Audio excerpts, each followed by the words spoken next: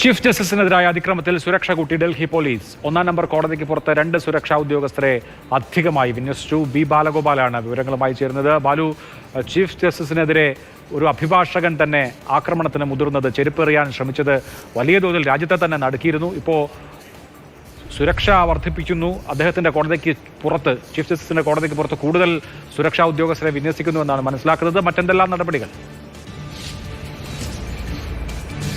Abhilash, chief justice BR ഗവായിയുടെ നേരെ അക്രമ സംഭവം ഉണ്ടായ സാഹചര്യത്തിലാണ് അദ്ദേഹത്തിന്റെ കോടതിക്ക് ശക്തമായ ഈ സുരക്ഷാ വിന്യാസം ഏർപ്പെടുത്തുവാൻ വേണ്ടി ഇപ്പോൾ തീരുമാനിച്ചിരുന്നത്.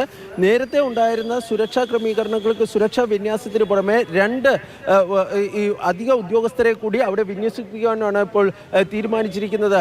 ചീഫ് ജസ്റ്റിസിനെതിരെ ഉണ്ടായ അതായത് അദ്ദേഹത്തിന് നേരെ കോടതി മുറിക്കുണ്ടായ വച്ച് ഈ ഷൂസ് എറിയാനുണ്ടായ സംഭവത്തെ വളരെ ഗൗരവത്തോടു കൂടിയാണ് ഡൽഹി പോലീസ് സമീപിക്കുന്നത്. അതുകൊണ്ടാണ് ഇപ്പോൾ ഈ സുരക്ഷ വർദ്ധിപ്പിക്കാൻ വേണ്ടി തീരുമാനിക്കുന്നത്. നിലവിൽ Z+ കാറ്റഗറി സുരക്ഷയാണ് ചീഫ് ജസ്റ്റിസ് BR ഗവായിക്കുള്ളത്.